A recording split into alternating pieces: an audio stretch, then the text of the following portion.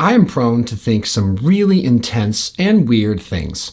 In the past, whenever I would have a thought I didn't like, I would grow incredibly ashamed. I was so reactive to my own thoughts. One of the things I classically bring up on this channel for anyone that's been around for any length of time, by the way, welcome if you're new, is that I used to drive my car and occasionally imagine myself swerving and hitting someone. I would see it happen, a violent, terrible act.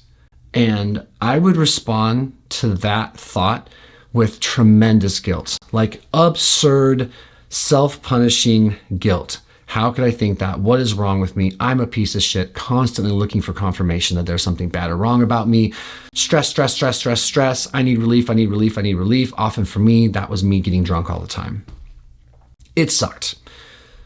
I have no doubt that if you're watching this video, you've had some thoughts you're not entirely proud of. You have some thoughts that you don't like. And if you're like me, historically speaking, the way you emotionally respond and attune to those thoughts is going to dictate who knows how many days of your life. God, I became like paralyzed by the potential of a bad thought. Like, oh God, I hope I don't think something fucking weird. Because if I do, I'm going to obsess about that thought and I'm going to crumble and then whatever. Vicious cycle, fear of the fear, anxiety of the anxiety. It was the worst. It was the worst. And I don't do that anymore. I don't do that anymore. I have a few ideas now and experiences and learned responses that have made being ashamed of my thoughts a far less likely outcome for me. One of which is that I believe, and maybe you believe this too, and if not, perhaps you'll consider adopting this idea, is that I'm entitled to think anything I want at any given moment. I'm a firm believer. I don't care what I read from whomever. I'm a firm believer that I have no control over a given thought. I believe that I can impact thought patterns through behaviors and lifestyles and learning and my environment, of course. But a given thought at any given time, my brain has free range to do whatever it wants. The more I stay in that sort of loving, accepting, hey, do your thing, Noah's brain. Oh shit, that rhymed. It wasn't a good rhyme, but I love it. The more I get into that space, the less I respond and react to whatever weird shit pops into my head. Like, life is weird. People are weird. I don't know what we're all doing here on this spinning rock. The universe is ever expanding. Existential crisis. Craziness. Weird thought. Like, I give myself a break and I completely afford myself the permission to think the weirdest thing or the craziest thing or the most fucked up thing it wants to. This is my mind, this is really me. Or my thoughts, my brain, this is really me. You've heard this before, it's not new shit. It's like, okay, I am the response to the thought, I'm not the thought itself. If you really do give yourself permission for that sort of potential, I think things are increasingly easier as far as like living life and just cutting yourself some slack. It works for me. And I think it could work for anyone. It just takes some practice, I think. I even egg on certain thoughts. I'm like, oh, you're thinking about that again, huh? Do it. Do it more. Think it all you want. I almost tease myself. Now, the next thing I want to talk about is not something I came up with. I just read it from an Instagram post, and I will link in the description whom posted it. Her name is Colleen. So this is not my idea. I don't even know if it's her idea, but it's a great idea, and it made such a huge impact for me. Before I go any further, let me read the post from Colleen. She says, when resistance hits, this is where predictable parts of ourselves and predictable patterns will show up. My prayer to myself is, Dear Colleen, given your unique history, it makes sense that you are responding this way. Please remember that you can do this. You are good enough, and you're never alone. Don't give up now. You've come so far. I have started to adopt, since reading this post, the idea that there are probably really good reasons for my reactions to things, for the thoughts I have in general, or where my brain goes when this or that goes on.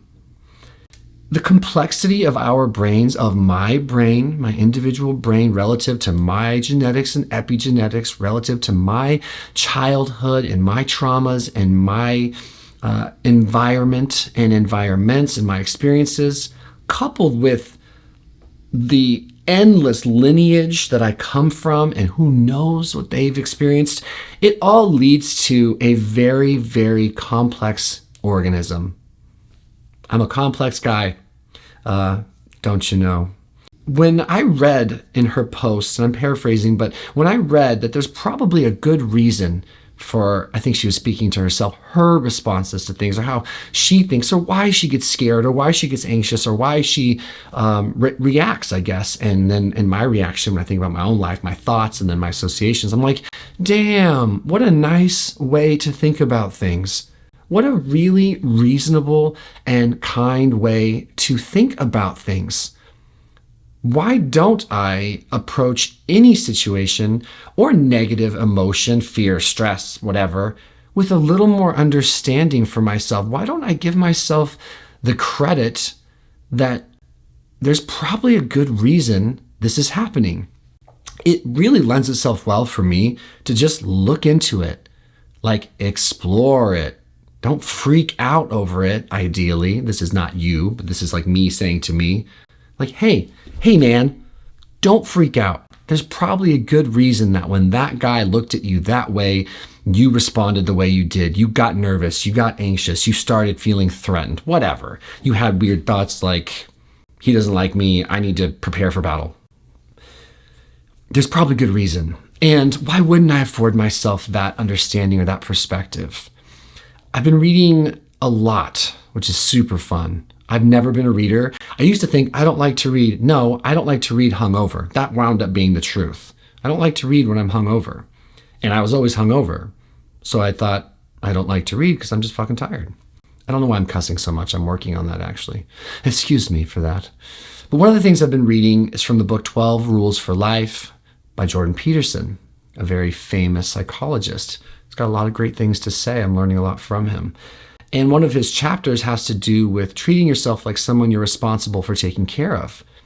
I think I'm very, very good at lending empathy and understanding for other people. I try very, very hard to be someone who's capable of, in principle, putting myself in their shoes, trying not to judge, especially when I consider how fallible I am, just how flawed I am, how many mistakes I've made. I try to be understanding for other people and realize that, like me, we're all just figuring this thing out to the best of our ability, and we're all very broken, I think.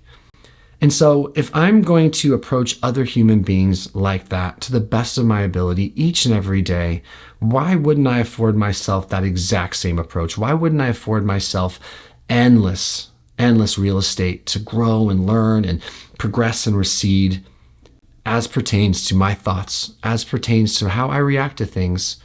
It could be little teeny tiny things like a tone or inflection used from my wife towards me when asking me to do something and I get defensive or I don't feel well and I have like a thought I don't like, hey, there's probably a good reason for that.